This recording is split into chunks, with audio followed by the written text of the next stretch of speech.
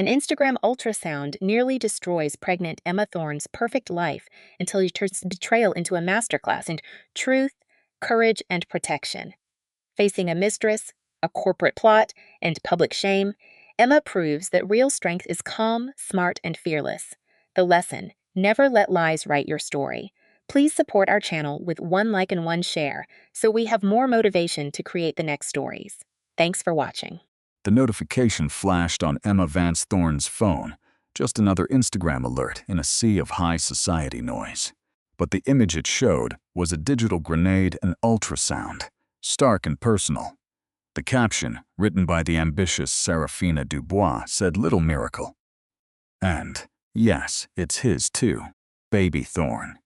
Emma's world, already fragile with her own 5-month pregnancy and marriage to billionaire Julian Thorne, didn't just crack, it shattered.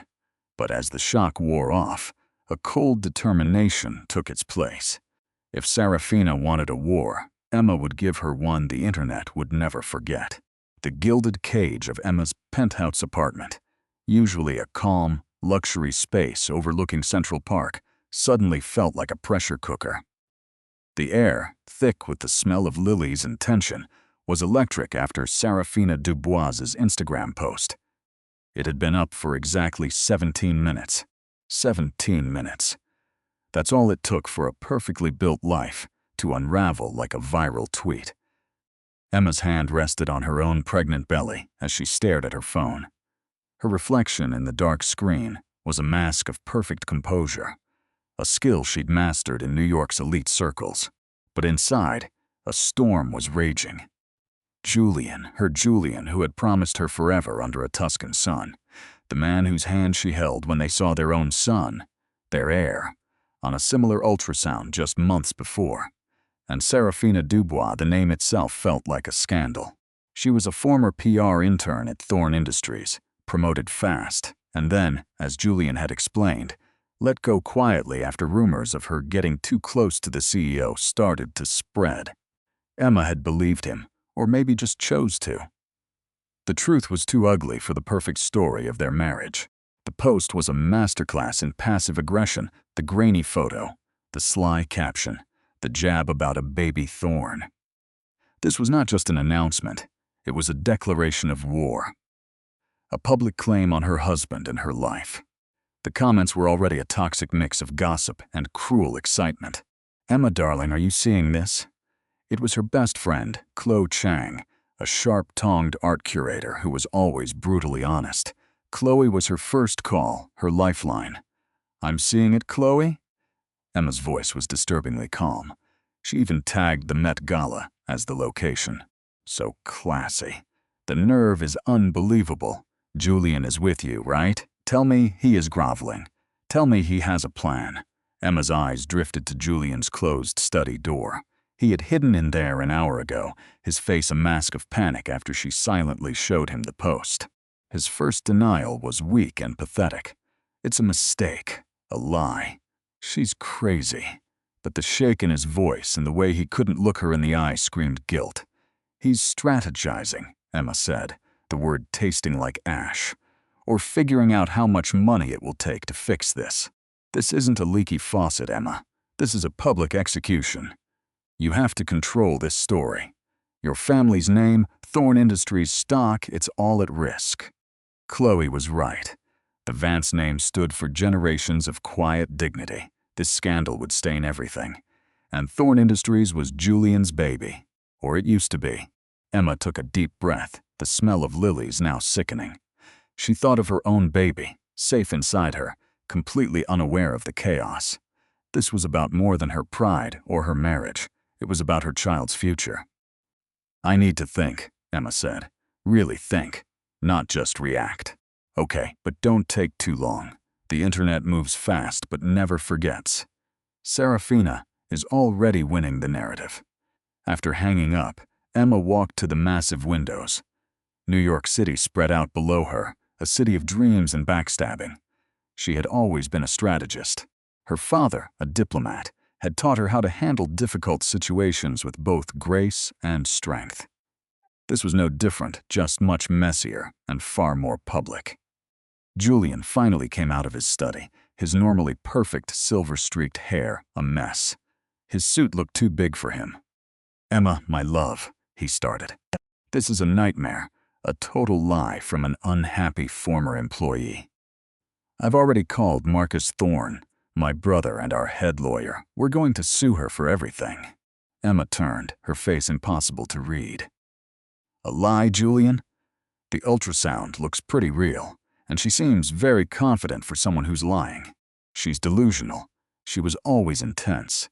Maybe I was a bit too friendly once or twice. A drink after work, nothing more. She's twisted it into this fantasy." He ran a hand through his hair, his eyes begging. "You believe me, don't you?" Emma looked at him, really looked at him. She saw the panic around his eyes and the desperation in his stance. She didn't see a powerful CEO. She saw a trapped man, and in that moment, she found a cold, hard clarity. Whether Serafina was telling the truth or not, the real betrayal came from Julian. He had let this happen. "What I believe, Julian," she said, her voice dangerously quiet, "is that our family is under attack, and your too friendly behavior gave our enemy the weapon she needed." She walked past him to her dressing room. Her mind was already racing, pushing emotion aside for pure strategy. Serafina had fired the first shot in this battle. Now it was Emma's turn to respond, and her answer wouldn't be a sad denial or a desperate plea. It would be something much smarter. She sat at her vanity, wiped away a single tear, and picked up her phone to open Instagram. Serafina's post was still there, looking worse than ever, with likes and comments spreading like a virus. Emma began to type. For 3 terrible hours, the internet had been obsessed with Serafina's bombshell announcement and the complete silence from the Thorne family. People were guessing like crazy. Was Emma having a breakdown? Was Julian in hiding? Were lawyers fighting? Every gossip blog was analyzing the ultrasound, Serafina's past, and what this meant for one of New York's biggest power couples. And then, it happened. A new post appeared on Emma Vance Thorne's perfectly managed Instagram page. It was not a long statement or a photo of herself. It was simple text on a teal background, the signature color of her family's charity. The words were few, but each one hit like a precision-guided missile. "Thank you for the early announcement, Miss Dubois. Julian and I were just finalizing the details for our own growing family statement. It seems congratulations are in order for many of us. We believe every child is a blessing. However, truth is essential. We'll be sharing our full, joyous news, along with some important clarifications, very soon. Until then, we ask for patience and respect for everyone involved, especially the children." Chloe called instantly, her voice buzzing with excitement. "Emma, you are an absolute witch. That was brilliant. You didn't deny it. You didn't confirm anything. You seized the moral high ground and promised more drama. The comments are going wild. Serafina must be furious." Emma allowed herself a small grim smile. "Rage is useless. I was aiming for strategic confusion." "Well, you've confused the entire country. So what are these clarifications? And what joyous news is there besides your own baby? Patience, Chloe." "Even with you," Emma said warmly. "This is a game of chess, not checkers." Inside the penthouse, Julian stared at Emma's post with a mix of shock and grudging respect. "What are you doing, Emma?" he finally asked her in a low voice. "What clarifications? Are you trying to make her claim sound true?" Emma finally looked at him, her eyes as cold as ice. "I am trying to protect what's left of our family and our name, Julian. Your denials weren't working. Serafina's story was becoming fact. I just made things more complicated." "Complicated? You poured gasoline on the fire. Every child is a blessing. People will think we're having twins with 2 different women. Let them think," Emma said coolly. "Uncertainty is better than everyone being certain that Serafina's story is the only truth. Right now, she looks like a woman scorned, but I've planted a seed of doubt. I reminded the world that I am Mrs. Thorne, and our family, The one with legal and social standing has its own side to this story. As for the clarifications, Julian noticed a hint of fear in her voice. That, my dear husband, depends entirely on the truth. The whole truth. And you're going to give me every single sordid detail. Your lawyers, including Marcus, will be here in an hour. I suggest you use that time to get your story straight. Because Marcus might be your brother, but my father's legal team is a different animal. They're led by Arthur Kendrick, and they'll be joining us. Julian's face went pale. Arthur Kendrick was a legend, a corporate lawyer famous for his brutal, razor-sharp interrogations. He was also fiercely protective of the Vance family. Emma, this is a private matter, Julian pleaded. It stopped being a private matter 17 minutes after Serafina Dubois hit post and tagged the Met Gala, Julian. This is about our legacy, our finances, and our public image now. I will not let you and your mistakes burn everything we've built to the ground. Her phone buzzed again. A text from an unknown number. Clever, girl, but this is far from over. He'll always come back to what's real. Emma's hand tightened on the phone. Serafina was bold, she had to admit. But she was also emotional, predictable. Emma was counting on Serafina, underestimating her, seeing her as just another rich wife who could be easily pushed aside. The next hour was thick with tension. Julian paced, making frantic phone calls, his confidence completely shattering. Emma, on the other hand, calmly reviewed her notes, her mind racing with backup plans. She kept thinking about Serafina's ultrasound photo, the date, the estimated age of the baby. She needed a clearer look at it. She needed to hire her own investigators. Marcus Thorne was the first to arrive. His face was a mask of grim concern, echoing his brother's panic, but with a deep layer of family shame. He was practical, more level-headed than Julian, but always loyal. Emma, this is a mess, he said, skipping the hellos. Julian swears she's exaggerating everything. His promises aren't worth much these days. Marcus, Emma replied, her voice perfectly level. Then Arthur Kendrick arrived, with 2 young lawyers at his side. Their briefcases looked like they were filled with legal weapons. Kendrick, a man in his late 60s with striking white hair and eyes that saw everything, gave a short nod to the Thornes before turning all his attention to Emma.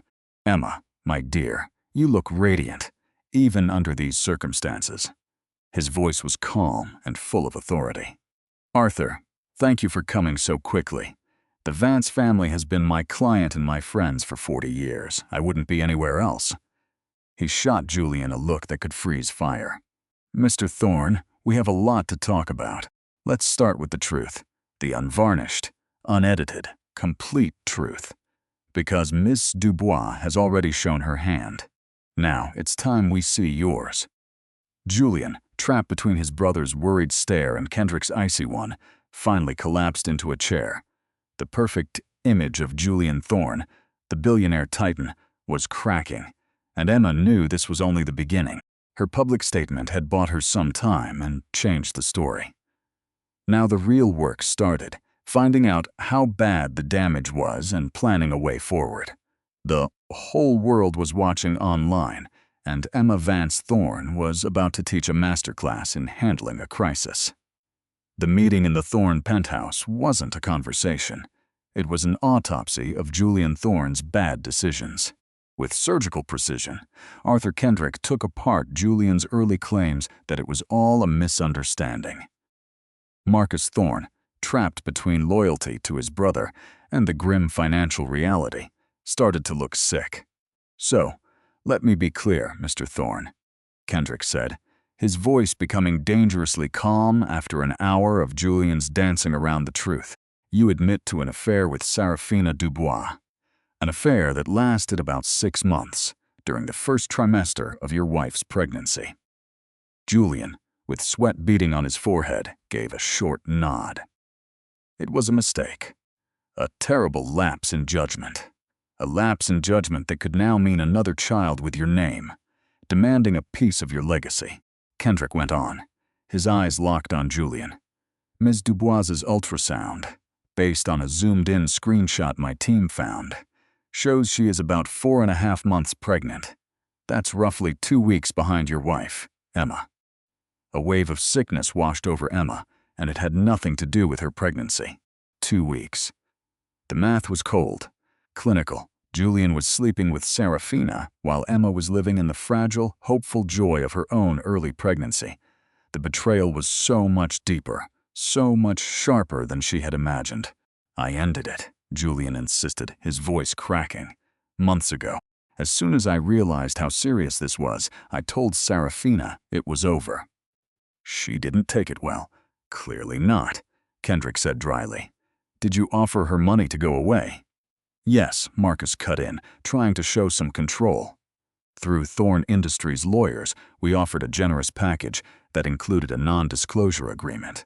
She turned it down and demanded a ridiculous amount of money. We were still negotiating when she went public. This, Emma said, her voice slicing through the tension, was a calculated public attack. It was designed for maximum damage and maximum pressure. She knew I was pregnant, didn't she, Julian? Julian just stared down at his hands. She might have guessed. There were rumors. Rumors you didn't think to mention to your pregnant wife? Emma's voice was dangerously quiet. Kendrick cleared his throat.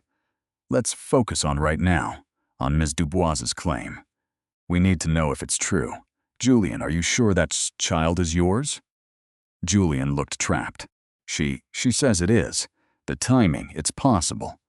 Possible is not a legal defense, Mr. Thorne. We need to be certain. We need a paternity test. But Kendrick added, Ms. Dubois is not likely to cooperate with us right now. Not without us having some serious leverage. What about her post? Emma asked. She tagged the Met Gala. Is that important or just showing off? Marcus frowned. The Met Gala is in 3 weeks. Thorn Industries is a major sponsor this year, and you and Julian are co-chairing a fundraiser dinner next week at the Frick Collection. Emma's blood ran cold. Of course. Serafina wasn't just after Julian's money. She was targeting his public coronation the very moment he and Emma were supposed to shine as a powerful, charitable couple. She was threatening to steal their moment, to turn their victory into a public circus of their failure. She's going to try to make a scene, Emma said, the pieces clicking into place. At the Frick dinner, or the gala itself. Kendrick nodded slowly. A strong possibility. It would give her maximum attention. We need to control the story before then. And we need to be decisive. He turned back to Julian. You said you were negotiating. What did she want exactly? Julian froze. Marcus spoke instead. She wanted $5 million, a board observer seat at Thorn Industries for 5 years, and a quiet, public acknowledgement of her child. A bitter laugh escaped Emma's lips. She wasn't asking for a settlement. She was aiming for a hostile takeover of my life. The board seat is especially bold, Kendrick considered. It shows she wants lasting influence, not just a one-time payment. He looked at Emma. Your statement was brilliant, Emma. It bought us time and created confusion. Now we need to provide the substance behind those clarifications. My team is already digging deep into Ms. Dubois, Kendrick continued. Her finances, her friends, any possible weaknesses. We need to know who she really is, not just the image she presents online. What about Julian's assets? Emma asked, her voice empty of all emotion. I know our prenup is solid, but a child, that changes things. Marcus winced. It does. Regardless of the prenup, child support is required by law, and if he is the father, the child would be a legal heir. They could have claims on the estate, depending on how things are set up. Julian looked completely and utterly broken. Emma, I swear, I will fix this.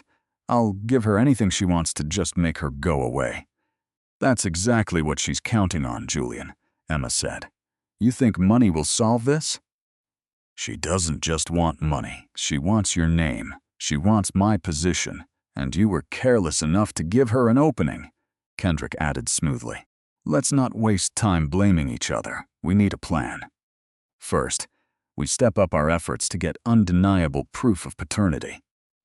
This could mean quiet surveillance, trying to get a DNA sample from Ms. Dubois without her knowing. Legally, of course. Maybe from something she throws away in public. It's risky, but it might be necessary. Second, Kendrick continued, we prepare for the Frick dinner. We have to show a picture of complete unity and control. Emma, your calm demeanor has been your best weapon. We need that to continue. And third, he said, his eyes meeting Emma's, we think about our own attack.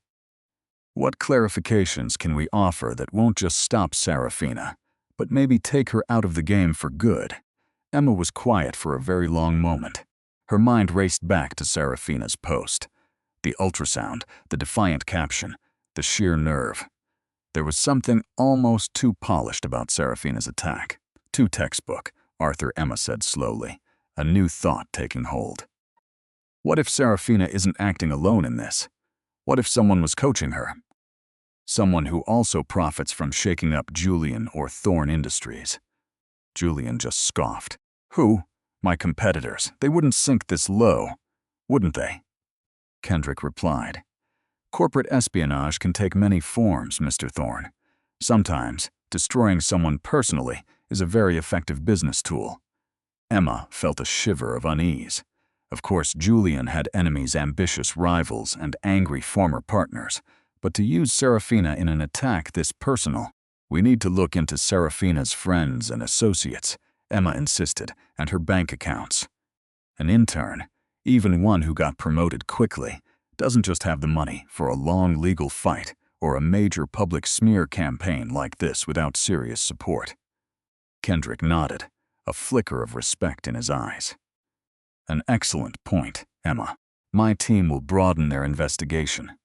In the meantime, Julian, you will work with us completely. No more secrets and no more half-truths. Your entire company and your family are counting on it. As the lawyers started packing up their briefcases, planning next steps and giving out tasks, Emma felt bone-tired. The adrenaline that had driven her initial reaction was starting to fade, replaced by a deep, aching sadness. But underneath that sorrow, a new determination was growing stronger. Julian's betrayal was a wound that might never fully heal, but her own strength, her own power, that was something no one could ever take away from her. She saw her reflection in the dark window. Her pregnant belly was proof of a future she still believed in with all her heart, a future she would fight to protect.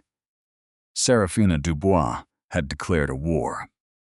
Emma Vance Thorn planned to be the one to finish it not just with a witty comeback, but with a truth that would expose everything. And she had a feeling that truth was far more twisted and dangerous than anyone imagined yet. The next few days were going to be crucial. The Frick dinner was coming up, a public test of her strength. And somewhere in the city, Serafina Dubois was waiting, thinking she had the winning hand. Emma was determined to prove her dead wrong. The days before the Frick Collection dinner were an exercise in controlled chaos for Emma.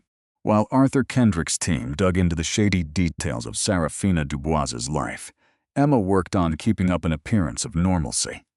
A job that felt like walking a high wire over a tank of sharks. Julian, humbled and smaller, was a ghost of his old self, switching between begging for forgiveness and fits of bitter anger.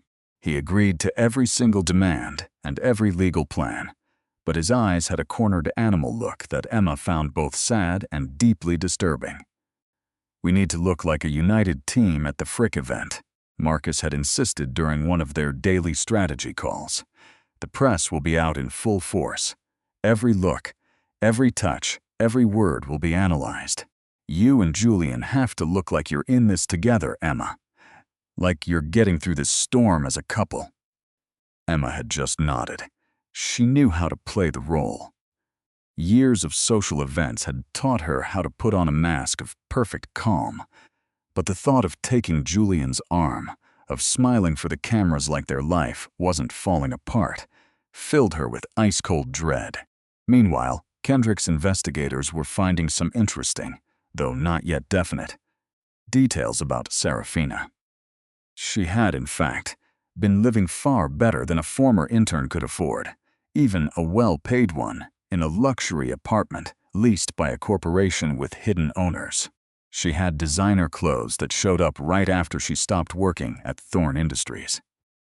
Small, regular payments were being made into her bank account from an offshore company that was hard to trace.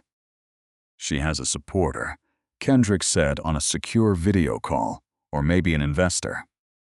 Someone is paying for her lifestyle and probably for her silence until now. Could it be Julian himself? Emma asked, feeling sick at the thought. A secret fund to keep her quiet that just blew up in his face. It's possible, but the way it's done seems different from how Julian usually handles his secret finances, Kendrick considered. This is more sophisticated, more deliberately hidden, suggesting someone with more experience in secret operations.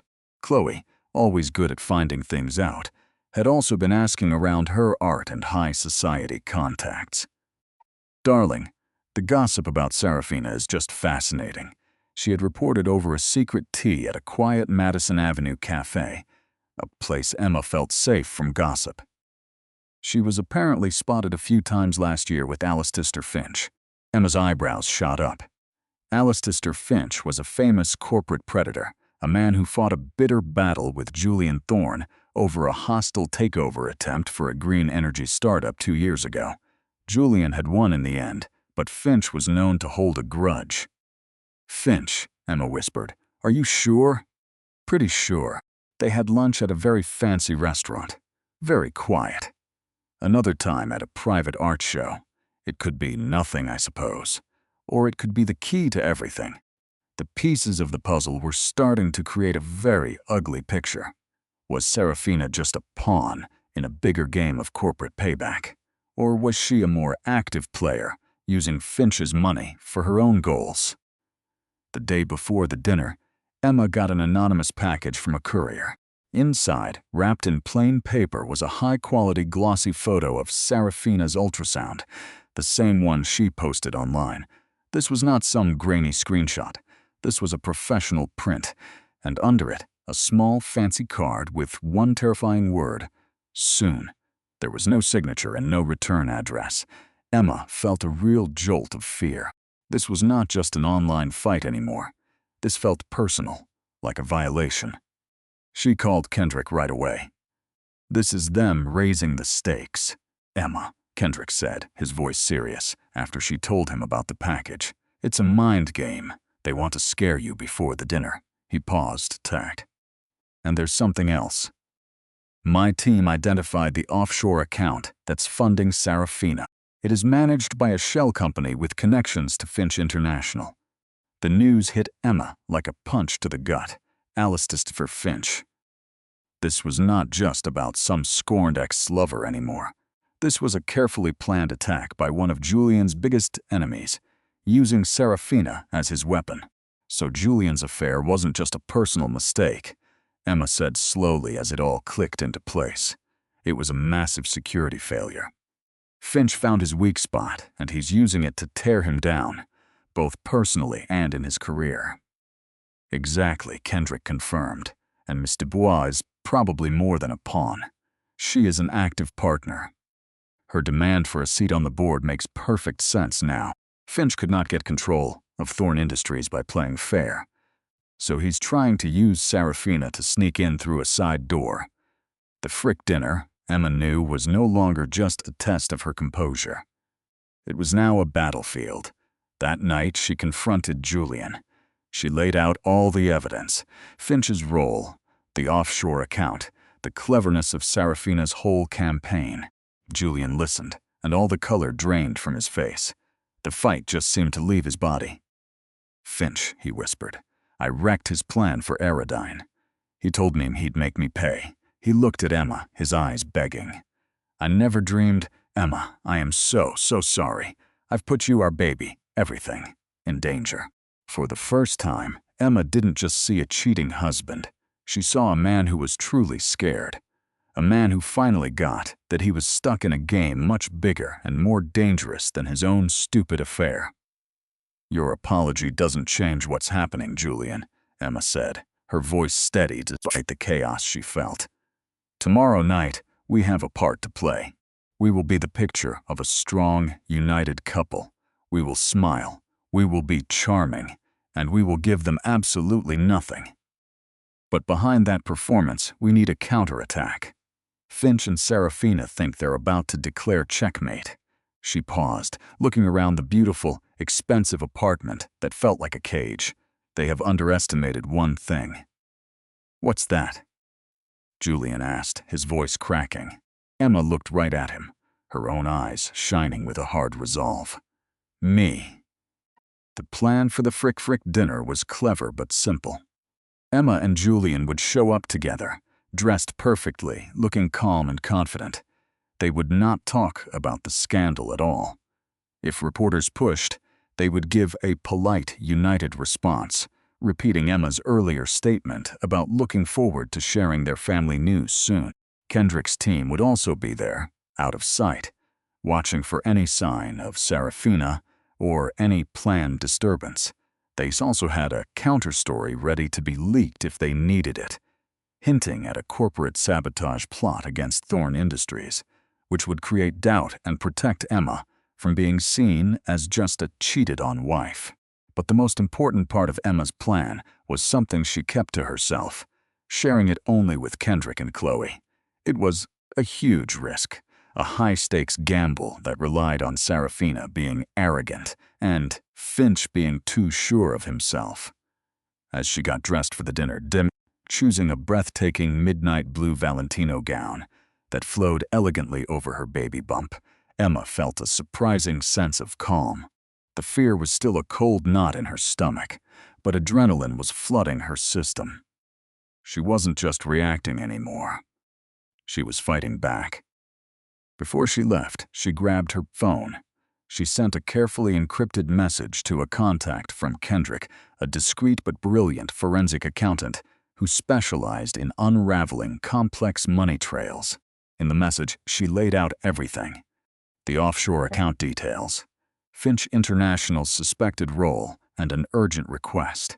She wanted him to dig deep, to find any link between Finch, Serafina, and any weird stock market moves involving Thorne Industries. She figured if Finch was trying to destroy Julian, he'd probably try to make a buck doing it. And if Emma could prove that, she could turn their own game right back on them. The grandfather clock in the hall chimed the hour. It was time. Julian appeared, his tuxedo immaculate, his face pale but determined. He offered her his arm. "Ready?" he asked, his voice a near whisper. Emma took his arm, her touch both light and firm as I'll ever be. As they rode the private elevator down, Emma pictured that ultrasound Serafina had posted so shamelessly. The caption, "It's his too." A small, dangerous smile played on Emma's lips. Serafina was about to learn a hard lesson. In this game, assumptions can be deadly, and Emma Vance Thorne had a few things to clear up herself. Clarifications that wouldn't just break the internet, they might break the entire conspiracy. The Frick collection, with all its quiet elegance and priceless art, was a strange place for the silent, vicious war they were about to fight.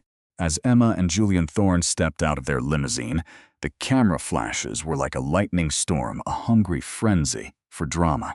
Emma smiled, a calm, almost angelic look that hid the knot of anxiety inside her. To his credit, Julian played his part perfectly, his hand possessively on her back, his face a mask of concern. "Emma, Julian, a comment on Miss Dubois' allegations," shouted a reporter from some sleazy tabloid. Julian stiffened, but Emma squeezed his arm gently. She leaned toward the microphone, her voice steady and clear. "Tonight is about supporting the incredible work of the Frick collection and celebrating art. As I've said before, Julian and I are very much looking forward to sharing our own happy family news soon. We appreciate your understanding." It was a masterful move, polite but firm, giving them nothing. They swept past the media circus and into the hallowed halls of the museum. Inside, the air was thick with whispers and sideways glances. Every smile seemed to hide something. Every polite question felt like a trap. Emma spotted Alistair Finch across the garden court, charming a group of investors. He was older, with a predator's stillness and eyes that seemed to miss nothing. He met Emma's gaze for a second, a tiny, barely there smirk on his lips before turning away. No sign of Serafina, but Emma knew she wouldn't make her move so early. She'd choose her moment. Marcus Thorne and Arthur Kendrick were there, blending into the crowd, watching everything. Chloe, a vision in emerald green, gave Emma an encouraging nod from across the room. The dinner itself was an exercise in painful politeness. Emma chatted about art and charity, feeling eyes on her the whole time. Julian, sitting next to her, was doing a decent impression of a relaxed man, but she could feel the tension coming off him in waves. The first sign of trouble arrived with dessert. Emma noticed a change in the room, a ripple of excitement. Heads were turning toward the main entrance. And then she saw her. Serafina Dubois. She hadn't just arrived. She made an entrance, wearing a shocking red dress that clung to every curve, highlighting her slight pregnancy. She was like a crimson flame against the calm colors of the room. Emma knew she wasn't on the guest list, which meant she either crashed the party or an ally got her in. Finch, probably. A low murmur spread through the room. Photographers, who were supposed to stay at the entrance, were suddenly inside, their lenses aimed like rifles. Serafina's eyes scanned the room and locked right onto Emma and Julian. A triumphant, challenging smile spread across her face. She started walking toward their table, slow and deliberate, making sure everyone was watching. Julian tensed, his knuckles white on his water glass. "What do we do?" he hissed. Emma placed a calming hand on his arm. "Nothing. We let her come." Her heart was hammering, but her mind was crystal clear. This was it.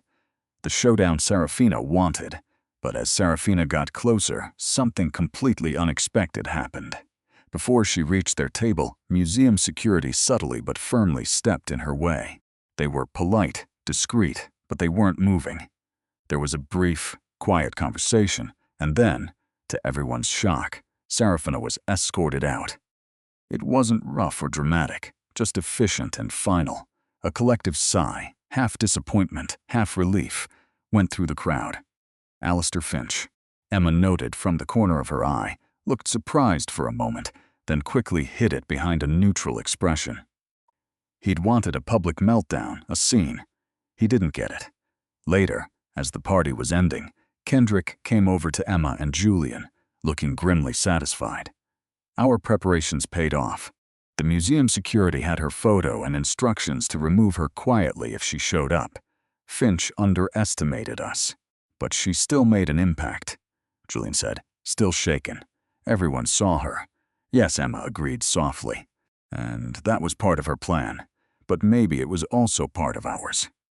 On the ride back to the penthouse, Julian was agitated. "What did you mean, Emma?"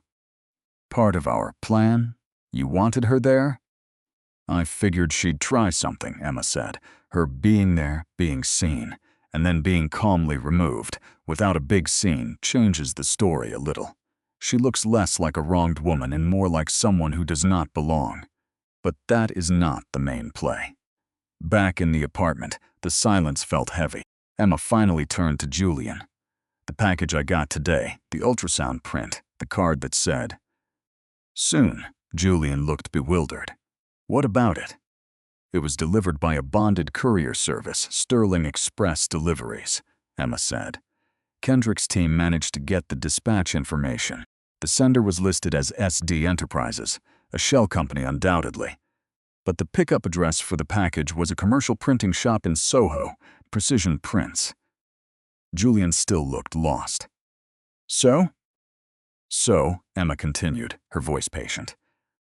"Why would Serafina or Finch go to the trouble of having a high-quality print made and couriered to me when she could have just, I do not know, emailed a threat? It was a deliberate act designed to provoke, but also, perhaps, a little careless."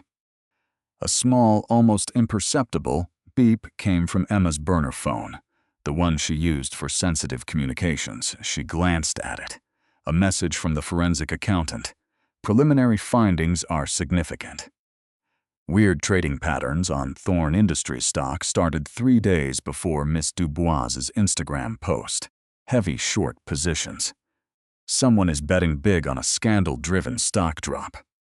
Emma felt a cold wave of triumph.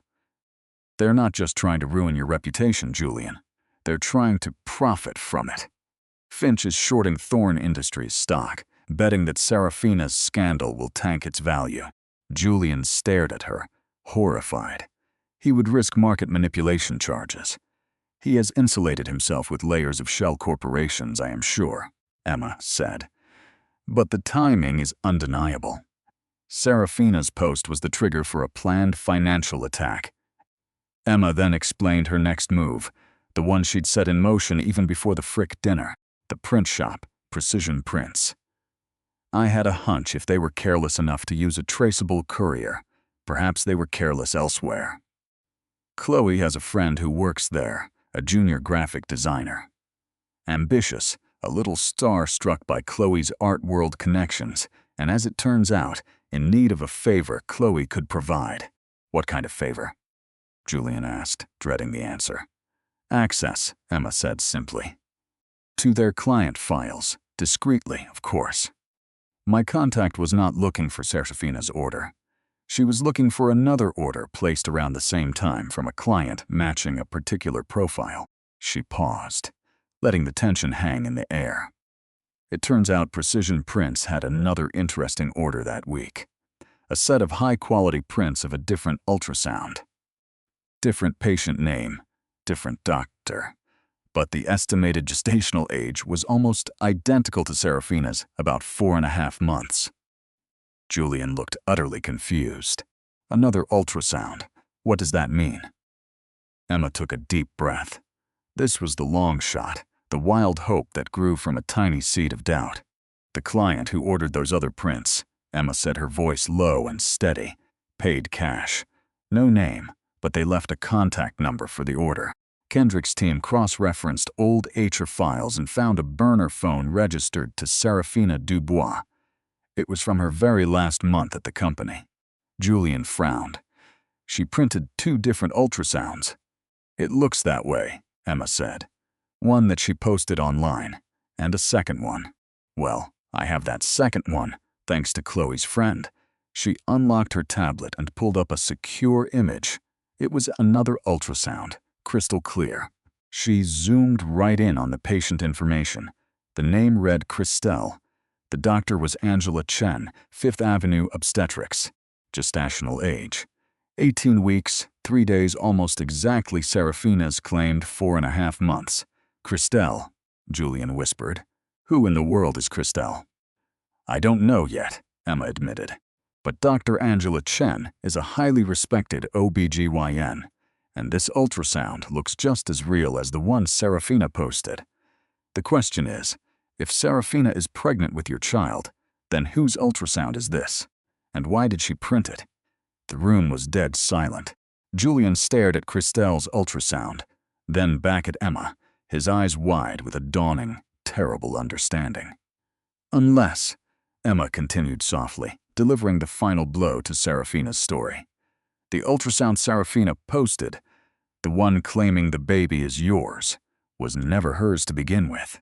The world Julian Thorne had built, already cracked by betrayal and corporate backstabbing, was about to explode into 1,000,000 pieces. And Emma Thorne, the woman everyone saw as the wronged wife, was the one holding the hammer. The internet thought it had seen drama. It hadn't seen a thing. That single revelation hung in the air, thick and suffocating. Julian Thorne, a man who commanded boardrooms and always had the final say, looked completely adrift. His face was a mix of confusion and a horrible, slow-dawning realization. Christelle, he repeated, the name feeling foreign. Are you saying Serafina faked her ultrasound? The one she posted? She used someone else's? It's a very strong possibility. We are investigating it thoroughly right now, Julian, Emma said, her voice calm but with an edge of steel. Why would Serafina print two different ultrasounds from the same stage of pregnancy, one with her name and one with the name Christelle? Unless one of them is a decoy, or one of them is an outright lie. Arthur Kendrick, listening in on a secure conference call, finally broke his silence. Emma, this is unbelievably bold, even for Finch and Dubois. If Serafina isn't pregnant with Julian's child, or even pregnant at all, this entire conspiracy is a whole new level of criminal fraud. Think about it, Emma pushed. Her only leverage is that baby. It's the source of public sympathy, her legal threats, and her emotional blackmail. If that baby isn't yours, or if the ultrasound is a complete fake using Christelle's data, her whole story collapses. And Finch's plan to use it to destroy our company's stock price goes down in flames. But the pregnancy, Julian stammered. She looked pregnant at the Frick dinner. Prosthetics are incredibly realistic these days, Julian, Emma said coolly. Or perhaps she is pregnant, just not as far along as that ultrasound says. More importantly, maybe not with your child.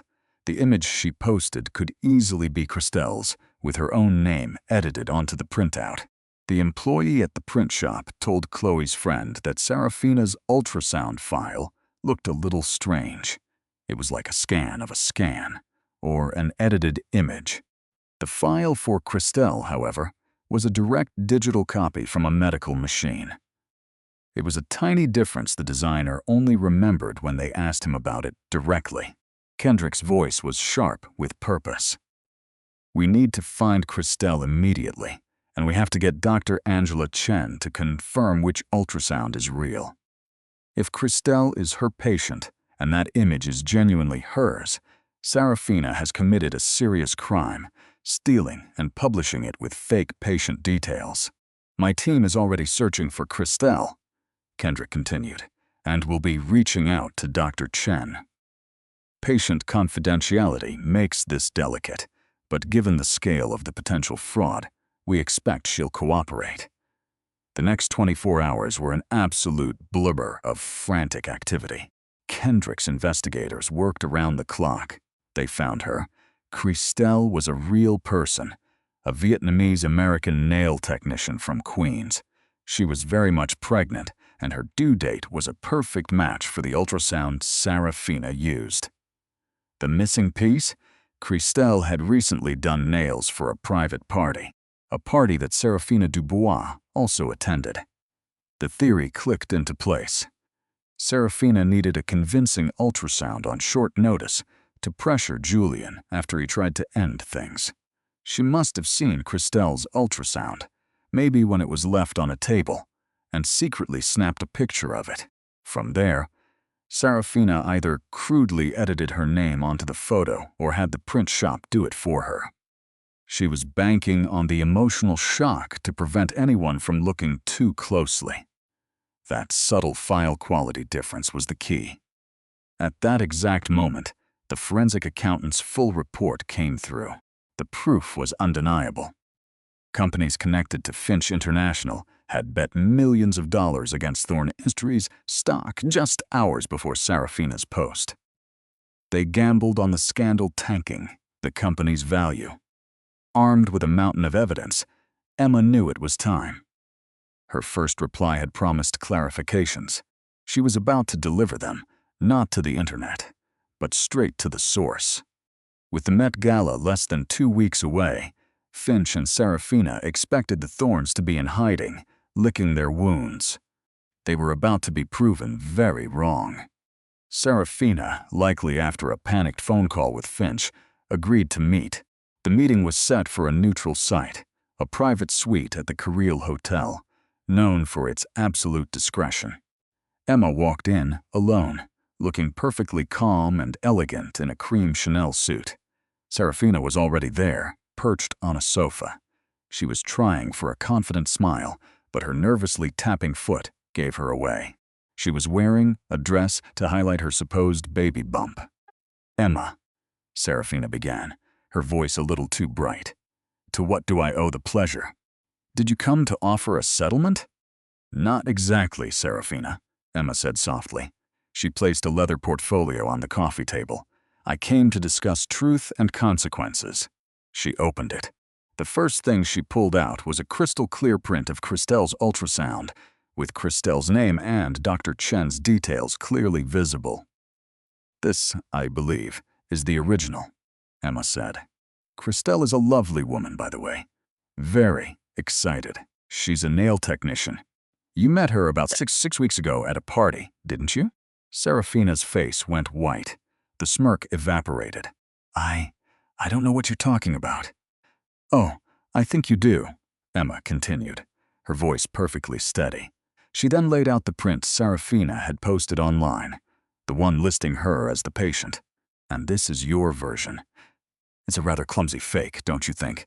My experts certainly do. The print shop was very helpful in the end." Serafina stared at the two images, her composure shattering. "This is harassment. You can't prove anything." "Can't I?" Emma replied. She then produced a sworn legal statement from Dr. Angela Chen and confirming Christelle was her patient, the ultrasound was real, and that Serafina Dubois had never, ever been her patient. She added another document, a report from an imaging specialist that detailed the digital manipulation on the ultrasound Serafina posted. "And then," Emma said, her voice dropping, "there is the matter of your friend, Alistair Finch."